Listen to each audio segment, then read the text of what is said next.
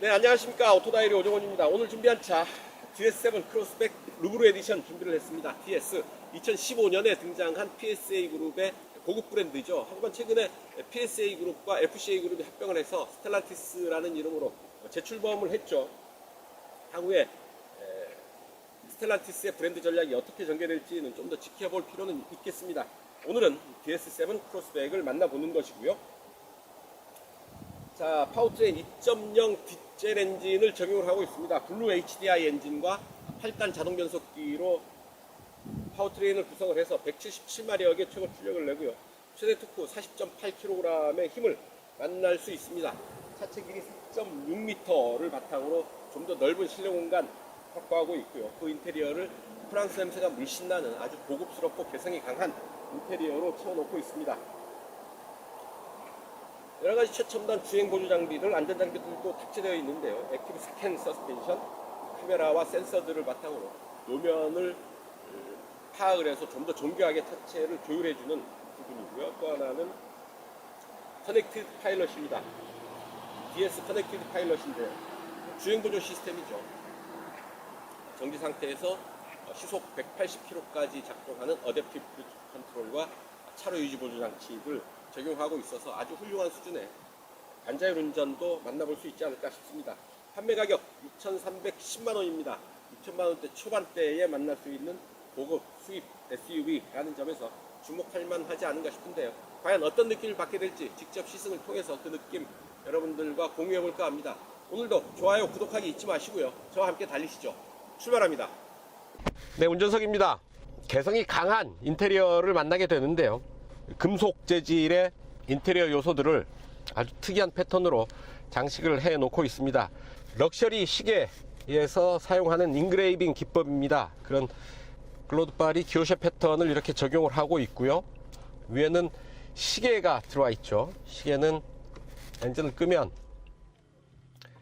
이렇게 수납이 되고요. 들어가고 다시 시동을 켜면 이렇게 숨겨져 있던 시계가 드러나게 됩니다. 상당히 고급스럽다기보다 뭔가 개성이 강한 분명한 자기 컬러가 드러나는 이런 부분들이 아닐까 싶어요. 또 하나 가죽 시트입니다. 최고급 나파 가죽을 적용한 시트인데요. 시트의 디자인도 시계의 스트랩, 그러니까 시계줄의 무늬를 적용을 하고 있어서 뭔가 최고급 시계와 자동차와의 인테리어의 협업 뭐 이런 느낌을 주고 있는 거죠. 그리고 대시보드에는 이런 루브르 에디션을 상징하는 배지가 또 들어와 있고요. 사이드미러 커버에도 레이저 음각 기술로 루브르의 그 유리 피라미드죠. 그 피라미드를 형상화한 패턴을 적용을 하고 있습니다. 스티어링 휠 먼저 살펴볼까요? 스티어링 휠, D컷 스티어링 휠을 적용을 하고 있죠. 아랫부분이 일자형으로 되어 있고요. 돌려보면 많이 돌아가네요. 자, 하나, 둘, 셋, 정확하게 3회전 하는 락트락 장비를 보여주고 있습니다. 차체 길이가 4.6m, 너비가 1.9m 정도 됩니다. 그 정도 크기의 차체를 락트락 3회전 하는 스티어링 휠로 컨트롤 하게 되는 거죠. 스티어링 휠 아래 패들 시프트 들어와 있는데, 패들 시프트는 스티어링 휠과 같이 돌아가는 게 아니고 아랫부분에 고정되어 있는 형태입니다.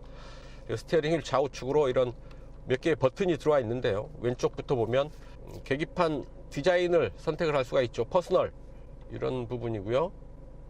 자, 최소한하고 다이얼,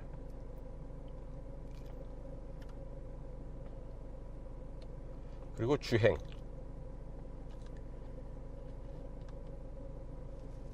이제 주행 보조 시스템, 이렇게 움직이게 되면 정지되어 있는 상태에서 아직 작동 불가 조건이고요. 주행을 하게 되면 이런 주행 보조 시스템 작동 상황을 보면서 운전을 할 수가 있겠죠. 자, 이렇게 되어 있는데 여기 하나가 더 있습니다. 지금 주간 바깥이 환해서 그런데요. 나이트 비전이 들어와 있습니다. 어두운 데 들어가면 자동으로 활성화돼서 이제 선택을 할 수가 있는데요. 이 나이트 비전은 잠시 후에 좀 어두운 곳에 가서 다시 한번 살펴보기로 하죠. 자, 음성 명령 작동되지 않죠? 자, 음성 명령 버튼은 있는데 반응이 없습니다. 작동이 되지 않습니다. 그리고 볼륨 조절 버튼, 그리고 오른쪽에는 전화, 미디어 리스트, 미디어 소스 등을 선택할 수 있는 버튼들 들어와 있죠. 자, 어댑티브 크루즈 컨트롤을 조절하는 부분은 스티어링 아래 들어와 있는데요. 차간거리도 조절을 할 수가 있고요. 근거리, 원거리, 표준 이렇게 세 단계로 구분해서 조절을 할 수가 있겠습니다. 자, 그리고 센터 페이시아 모니터입니다. 터치 방식으로 조절을 할 수가 있고요. 하나씩 보면 주차, 미러 폴딩 방지, 미러 폴딩 하고요. 후진 기어 체결 시 도어 미러 조정하고 후진 시 리어 와이퍼 작동, 뭐 이런 부분들 운전자가 선택을 할 수가 있습니다. 헤드라이트, 가이드 미 홈 라이팅, 웰컴 라이팅 있고요. 디렉셔널 헤드램프, 조향 방향으로 조사각도를 변경시켜 주는 거죠. 왼쪽으로 돌면 왼쪽으로, 오른쪽으로 돌면 오른쪽으로 비춰주는 그런 기능입니다. 어댑티브 라이팅, 어댑티브 헤드램프, 대양차가 있을 때 상향등을 낮춰주고 없을 때는 다시 자동으로 상향등으로 보여주는 그런 부분입니다. 그리고 편의장비, 무드라이팅, 잠금 해제, 운전석만 해제, 운전자 웰컴, 테일게이트만 잠금 해제, 핸즈프리 테일게이트 도어, 전동 테일게이트 들 사용을 할 수가 있고요. 안전 중요한 부분이죠. 액티브 세이프티 브레이크, 제동에 개입하는 거고요. 권장속도 감지, 권장속도를 감지해서 교통표지판을 인식합니다. 그리고 피로감지 시스템 있고요. 자, 그리고 주행 기능이 있습니다. 나이트 비전 아까 말씀을 드렸는데요. 나이트 비전 온 해놓고 아직은 환한 대낮이어서 활성화가 안 됐다라는 얘기고요. 주차 어시스트, 전조등, 상향 자동 점등, 파노라믹 뷰, 카메라를 이렇게 볼 수가 있습니다. 180도 뷰, 프론트 사이드 뷰, 줌 뷰, 이렇게 다양한 앵글로 카메라를 볼 수가 있죠. 스탑 앤 스타트 기능이 있고요. 사각지대 모니터링, 타이어 공기압 초기화, 트랙션 컨트롤 점검, 이런 부분들 설정을 할 수가 있죠. 자, 그러면 또 뭐가 있느냐? 디에센셔널 드라이브, 이 부분은 두 개의 버전이 준비되어 있는데요. 캐시미어입니다. 설정을 한번 볼까요? 라이팅 강도, 운전자 마사지, 시트 마사지 하고요. 앰비언스 라이트, 그리고 승객 마사지, 주행 모드 값도 설정을 할 수가 있습니다. 그리고 티타늄 모드에서도 앰비언스 라이트를 보컬로 하고, 승객 마사지는 고양이 발로 할지 웨이브로 할지 스트레치로 할지 이런 부분들 미세 조정을 할 수가 있고요. 뭐 하나하나 일일이 조절을 할 필요 없이 내가 선호하는 세팅 값을 입력을 한 뒤에 버튼 한 번으로 이렇게 활성화 시킬 수가 있는 거죠. 내비게이션 버튼이 있는데 내비게이션은 이 차에 들어와 있지 않습니다. 그러니까 버튼은 있는데 작동은 안 되는 거죠. 안드로이드 오토와 애플 카플레이에 대응을 하니까요, 스마트폰과 연결을 해서 이용을 하면 되겠습니다. 오디오는 포칼 오디오, 프랑스의 고급 오디오 브랜드죠. 포칼 오디오가 적용되어 있어서 좀 더 고급스러운 소리, 음악 들을 수 있지 않을까 싶습니다. 잠깐 소리 한번 들어볼까요?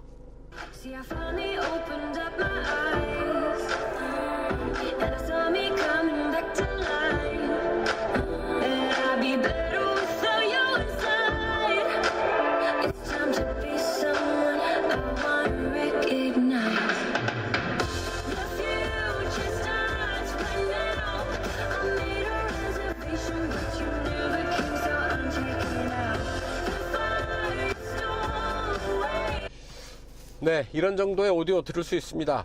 볼륨을 아주 강하게 최고로 키웠는데도 음이 찌그러지가 않죠. 그리고 무손실 음원을 사용하게 되면 좀 더 정교한 디테일한 소리를 잘 들을 수 있지 않을까 싶고요. 지금 들은 소리는 스마트폰에 저장된 mp3 파일로 잠깐 들어봤습니다. 사실 mp3 파일로는 그 디테일한 차이를 쉽게 알아채기는 쉽지 않죠. 이런 고급 오디오를 제대로 즐기기 위해서는 무손실 음원을 준비해서 주행 중에 들으시면 이 고급보드의 진가를 좀 더 잘 느낄 수 있지 않을까 하는 생각을 해보게 되고요. 자, 무드라이팅은 이런 컬러들 중에서 조절을 할 수가 있네요. 빨간색 이런 컬러들로 무드라이팅, 앰비언트 라이트를 조절을 할 수가 있습니다. 자, 센터페이시아에 이렇게 센터페이시아 모니터에 그렇게 많은 기능들이 들어와 있고요. 그 아래 보면 자주 쓰는 기능들 몇 개의 버튼으로 꺼내놨죠. 왼쪽으로는 공조 버튼이 있고요. 그리고 오른쪽에 몇 개의 기능 버튼들 꺼내놨습니다. 덮개를 열면 그 안에 12V 전원구, USB 포트, 그리고 스마트폰 무선 충전 장치도 들어와 있습니다. 운전석과 조수석, 냉풍 시트, 열선 시트 하나의 버튼으로 조작을 할 수가 있고요. 그리고 8단 자동 변속기를 조절하는 변속 레버 들어와 있습니다. 푸조 시트로행에서도 만날 수 있는 그런 변속 레버죠. 8단 자동 변속기와 연결돼서 이를 조율을 하고요. 자, 변속 레버 아래 P 버튼이 있습니다. 스티어링 휠 표시가 되어 있는 이 버튼을 누르면 이제 주차 보조 시스템을 만날 수가 있죠. 주차 진입할 때, 그리고 나갈 때 좌측 일렬 주차, 우측 일렬 주차, 좌측 직각, 우측 직각, 그리고 나갈 때 좌측으로 나가기. 그럼 단계를 따르십시오. 스티어링 휠에 손을 떼세요. 브레이크 페달을 밟으세요. N 변속기를 중립으로 체결하세요. 방향 지시등을 켜세요.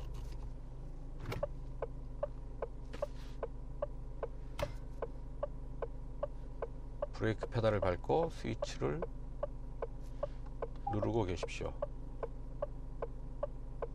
발을 떼십시오. 그러면 이렇게 나가게 된다라는 거죠.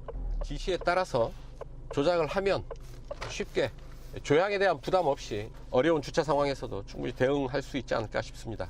그리고 두 개의 컵홀더 여기 들어와 있고요. 넓고 깊은 센터 콘솔 박스 준비되어 있습니다. 제법 많은 짐들 넣어 놓을 수 있을 테고요.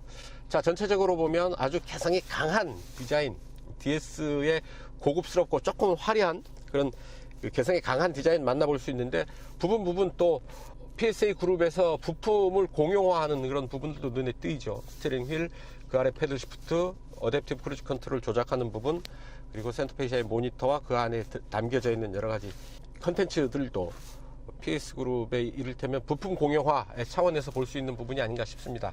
그래서 자칫 부품 공용화가 불러올 수 있는 어떤 지루함, 개성이 없어지는 부분을 아주 DS 특유의 인테리어 요소들을 잘 적용을 해서 조화를 시켜놓고 있습니다.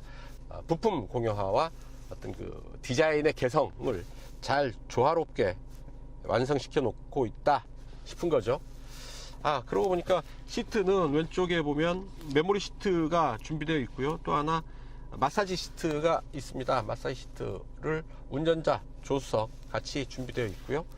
그래서 고양이발, 스트레치, 어깨, 요추, 웨이브 이런 다양한 기능들 선택해서 안마 시트, 마사지 시트도 활용을 할 수가 있죠.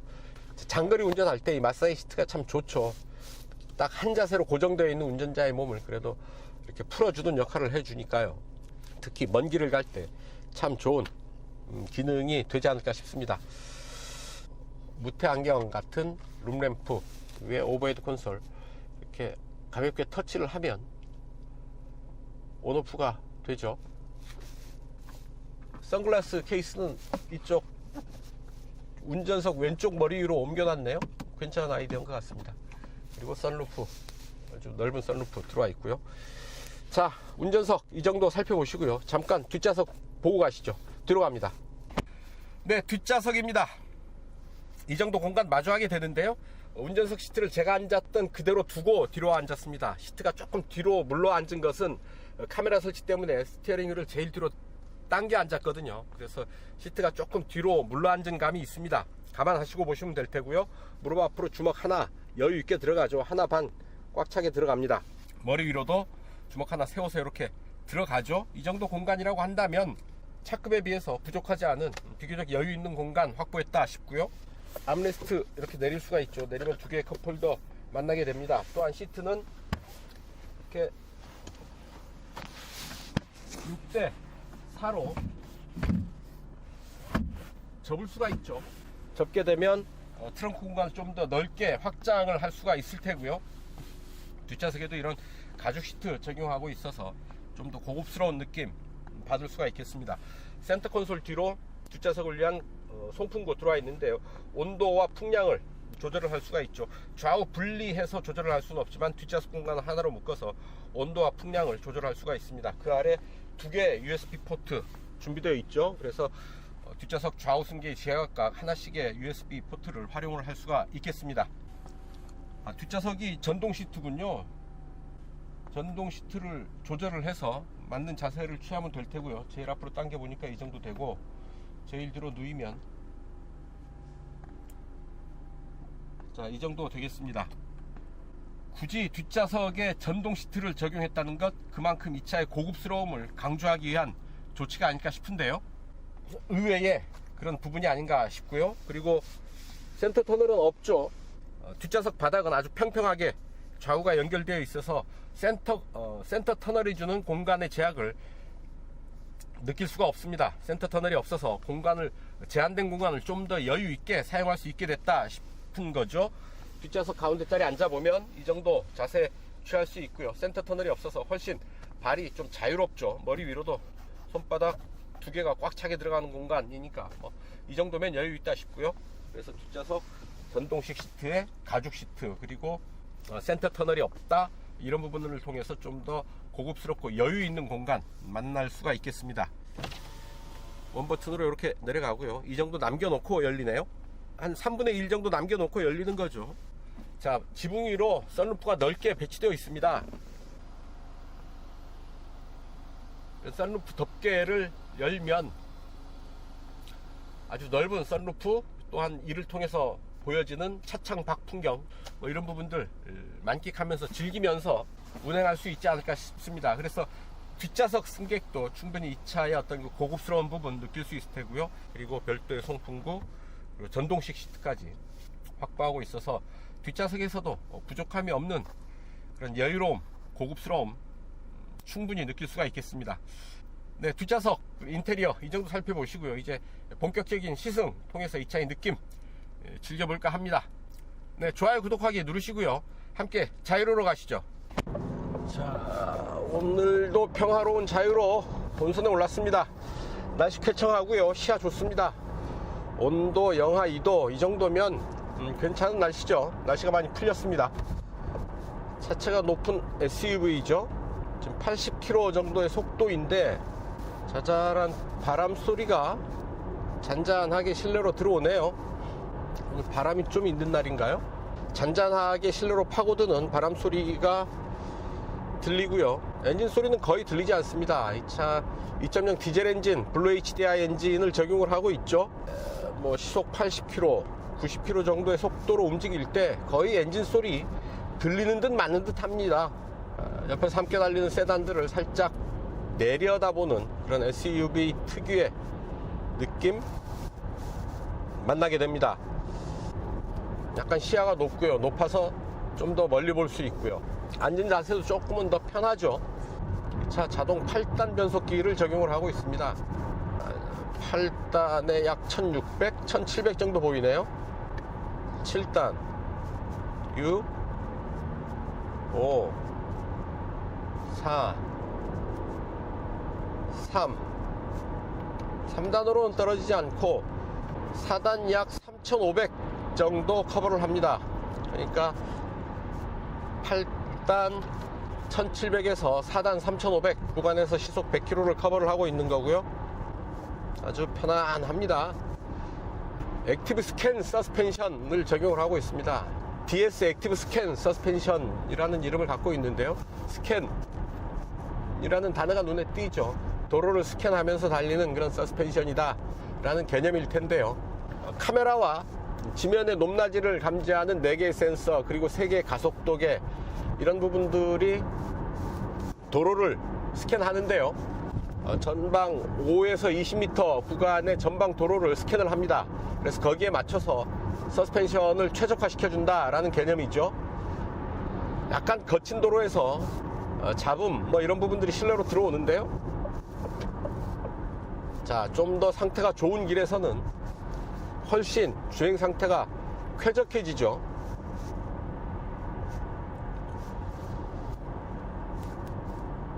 다시 상태가 안 좋은 도로 올라서니까 노면의 잡소리, 이런 자잘한 잡소리들이 훨씬 더 크게 들리는 것 확인을 할 수가 있습니다. 자, 저 앞에서 이제 도로가 왼쪽 오른쪽으로 좌우로 굽어가는 길들이 이어지는데요. 스티어링 휠에서 잠깐 손을 떼봅니다. 주행보조 시스템 체크해 볼 텐데요. DS 커넥티드 파일럿입니다. 스톱 앤 고를 포함하는 어댑티브 크루즈 컨트롤과 차선 유지 시스템 결합을 해서 반자율 운전이 가능해지는 거죠. 오른쪽으로 돌아 나가는데요. 아주 차로의 중앙을 여유롭게 유지를 하면서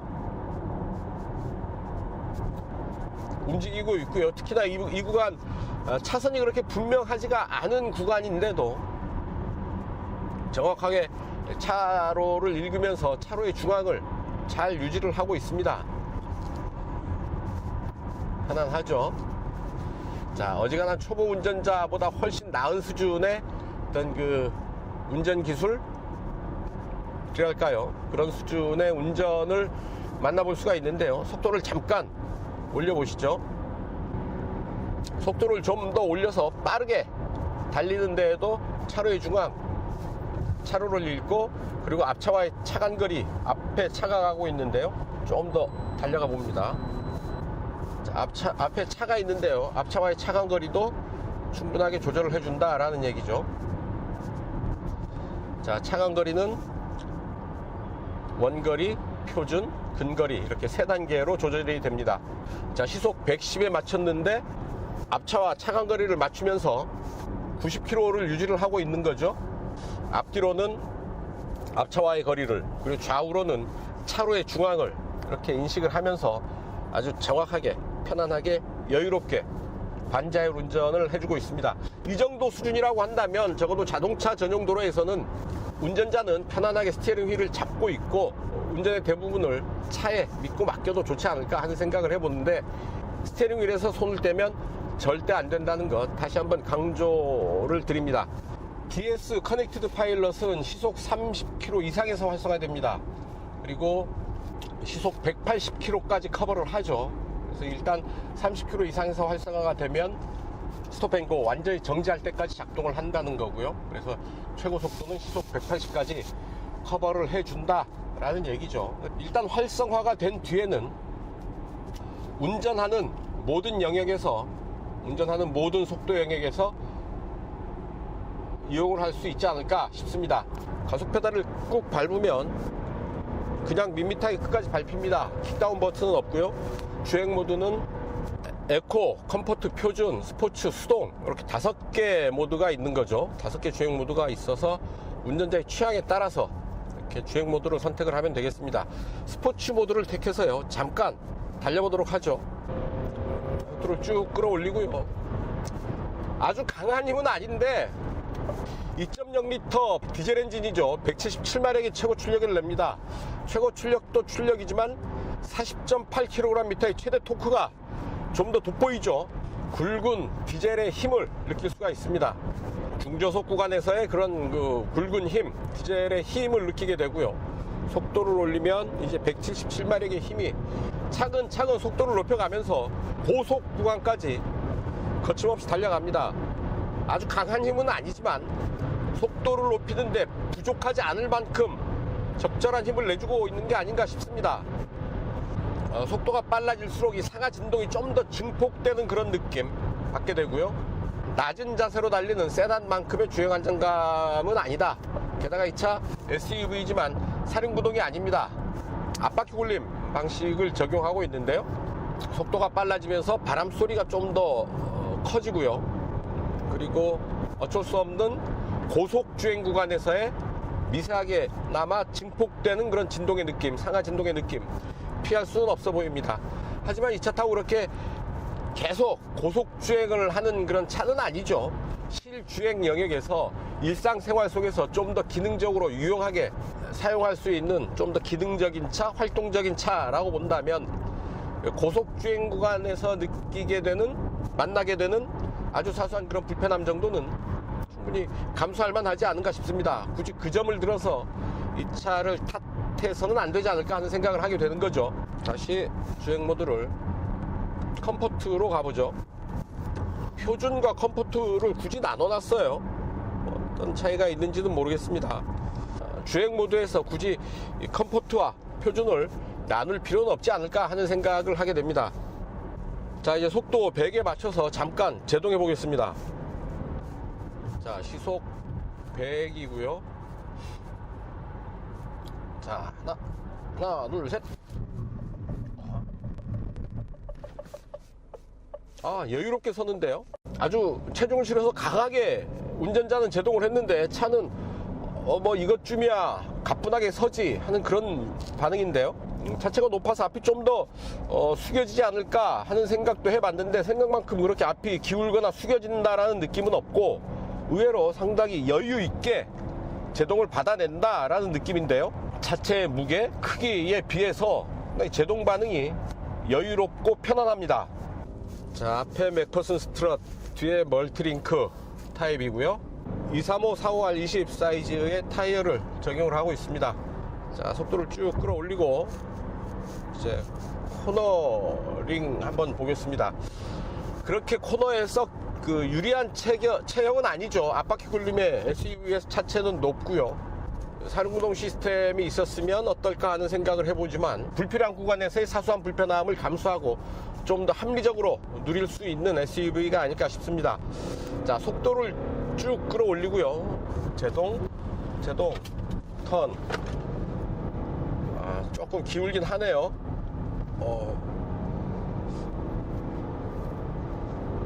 아무래도 차체가 높아서 시트 포지션이 높죠. 그래서 차체가 어느 정도 기우는 느낌을 완전히 숨길 수는 없습니다.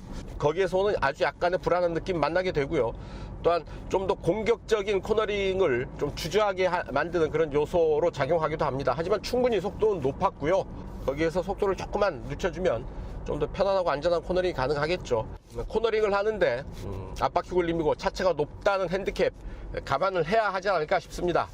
완전히 모든 속도 영역에서 모든 구간에서 아주 풀 커버해주는 그런 느낌이라기보다는 아주 평소에 주로 사용하는 그런 기능들, 그런 부분들에 집중을 하고 뭐 어쩌다 한번 달리게 되는 고속주행 구간에서의 불편함, 강한 코너링에서의 안정된 느낌, 이런 부분들은 굳이 그런 부분까지 완벽을 추구하지는 않으면서 그래서 좀 더 합리적으로 기능적으로 사용할 수 있는 고급 SUV로 이 차를 만들지 않았나 싶습니다.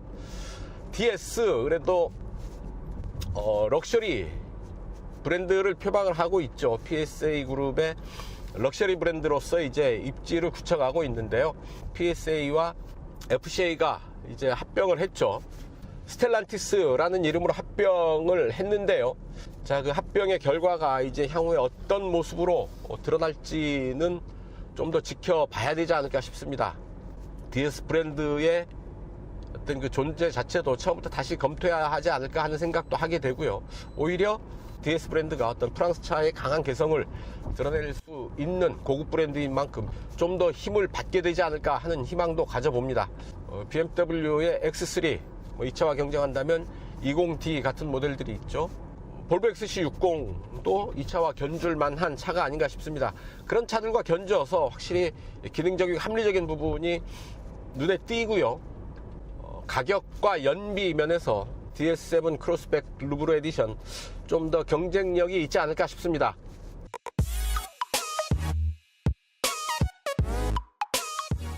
네, 시속 100km 가속 시간과 거리 체크해 보도록 하겠습니다. 이 차 공차 중량 1725kg이고요. 177마력 하면 마력당 무게비 약 9.7kg 나오는데요.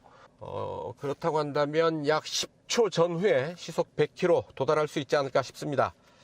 자, 일단 주행 모드 스포츠로 가고요.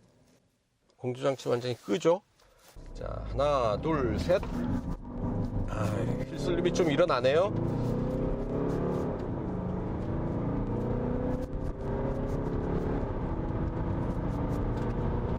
강하게 출발을 할 때 타이어가 살짝 미끄러지는 느낌이 있고요. 이후에 구동력을 확보를 하면서 차근차근 속도를 높여가는 그런 반응입니다. 아주 강하지는 않지만 177마력의 힘을 잘 끌어내서 쓰고 있는 것 같습니다.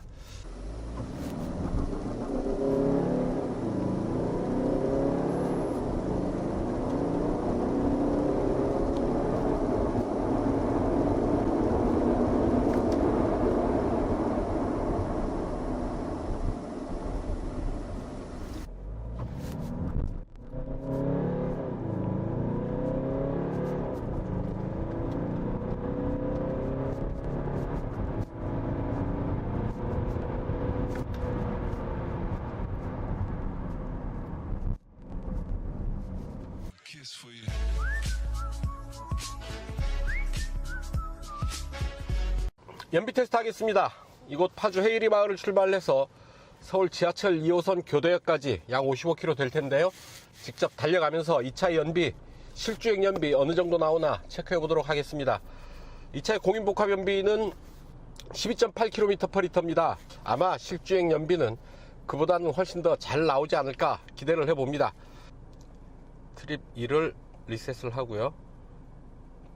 에어컨은 끕니다. 히터만 틀기로 하고요. 마사지 시트도 일단 끄고요. 전력 소비도 연비에 영향을 미치기 때문에 필요 없는 전기 장치들은 일단 작동을 멈추도록 하고요. 자, 이제 출발합니다. PSA 그룹의 디젤 엔진 효율 좋기로 정평에 나 있죠. 좋은 수준의 연비를 기대할 수 있을 텐데요. 엔진 스탑 시스템이 탑재되어 있죠. 신호대기로 멈추니까 엔진 스톱이 되는데 차가 완전히 멈추기 전에 엔진이 미리 정지를 하는 것 같아요. 엔진 재시동의 느낌 나쁘지 않고요. 상당히 부드럽게 재시동이 되는 느낌입니다. 자유로 본선에 올라섰고요. 일단 자유로 따라서 행주대교 북단까지 달려갑니다. 자, 이제 자유로 빠져나가는 곳에 이르렀습니다. 자유로를 약 28km 달려온 이곳까지의 연비 23.8km/L 기록을 했습니다. 평균 시속 65km였고요. 2차 공인복합 연비가 12.8이니까요. 리터당 약 11km 더 달린 연비 보여주고 있습니다. 네, 올림픽대로 따라서 이제 노량대교 구간 지나고 있고요. 잠시 후에 유수교차로 진출로 빠져나가는 지점입니다. 올림픽대로에서는 거의 절반 구간이 막혀 있었던 것 같아요. 가다서다를 반복하는 교통체증 구간이 대부분이었습니다. 평균 주행 속도 시속 41km로 뚝 떨어졌고요. 네, 이제 동작대교 남단 이수교차로로 빠져나가는 지점이고요. 헤이리 마을을 출발해서 이곳까지 50km 달려왔습니다. 평균 주행 속도 시속 41km를 가리키고 있고요. 연비 20.8km/L 보여주고 있습니다. 리터당 20.8이고요. 그래도 20km 이상 가는 연비 보여주고 있다는데 의미가 있지 않을까 싶습니다. 네, 여기서 최종 목적지까지 약 5km 남았는데요. 도심 주행으로 이어가겠습니다. 네, 도심 구간 적당히 막혔고요. 네, 교대역 내거리에 앞차 따라서 정지를 하려고 그랬더니 아이고야, 그냥 오늘 통과를 해야 되겠습니다. 지금 막 신호가 떨어져서. 자, 교대역 내거리 통과하고 있습니다. 그냥 통과해야 되겠습니다. 연비 19.6 나왔습니다. 파주를 출발을 해서 이곳 지하철 2호선 교대역까지 55km 달려왔고요. 평균 속도 시속 33km, 평균 연비 19.6 기록을 했습니다. 공인복합 연비가 12.8이니까요. 약 리터당 7km 가까이 더 달린 연비 보인 거죠. 자, 이렇게 DS7 크로스백 루브르 에디션 연비 테스트 여기서 정리하겠습니다.